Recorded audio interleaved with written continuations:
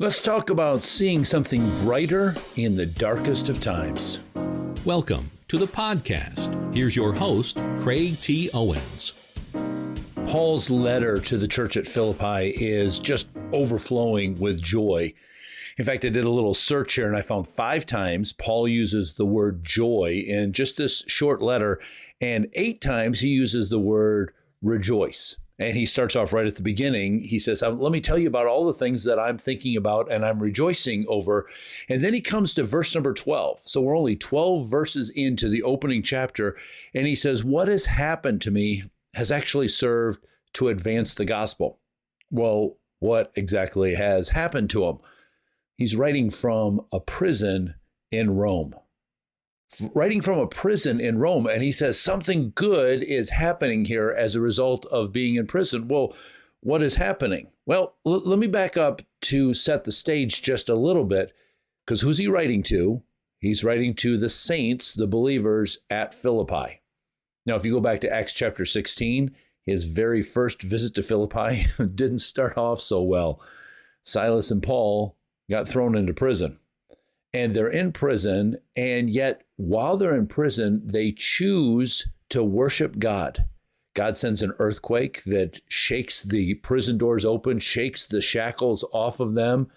And as a result of that, they are able to share the good news with the jailer, who not only gives his life to Jesus, but all of his family does as well. And then the very next day, Paul and Silas leave.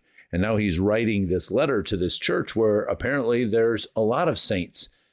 But at the time that Paul and Silas are in prison there in Philippi, the only real work that they have to show for their ministry, the fruit of their ministry, is just Lydia and her household. So one household and one slave girl that had been set free from demonic oppression.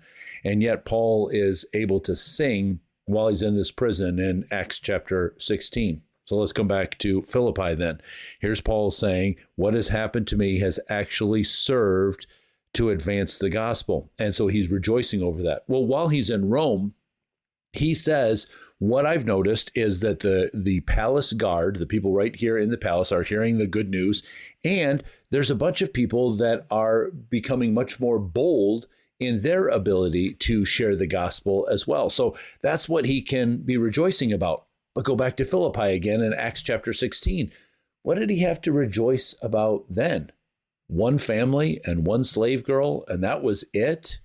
And yet he was worshiping. Well, remember that Paul also wrote in Romans chapter 8 that God is working together all things for our good and for his glory. So when Paul was sitting in here in this dark place, this prison, maybe you are sitting in a dark place as well, it's very natural to look around at all the darkness and begin to ask, did I miss something? Or why am I here? But what Paul chose to do is to change that why into worship. See, I think that those why questions are very me focused, and it's very natural to look at what's going on with me. Why is this happening to me? Why am I in this situation? But worship is God focused. Where the me focused questions are natural, the God focused worship is supernatural. And that's why he's saying here, I want you to follow my example. And really what he's saying to the saints at Philippi is you already are. And that's why I have so much worship. I wrote this down in my journal as I was pondering this. You may see some glimmers of light in your dark place like Paul did in that Roman prison. But even if you don't see anything but darkness, make the choice to worship. I need to remind myself that God has a plan for my life and that he's working out the details for my good and to bring glory to himself. So friend, if you're in a dark place right now, check yourself if you're asking those very natural why questions and turn that into a God-focused time of worship. Say, God, you haven't lost sight of me. You have a plan for my life. And even this dark time, I might not be able to see yet what you're doing, but even this dark time is working out a plan that you have for my life that's going to be something good for me, and it's going to be glory for you. To get in touch with Craig, to read more posts, or to access the huge library of resources Craig has compiled, go to craigtowens.com.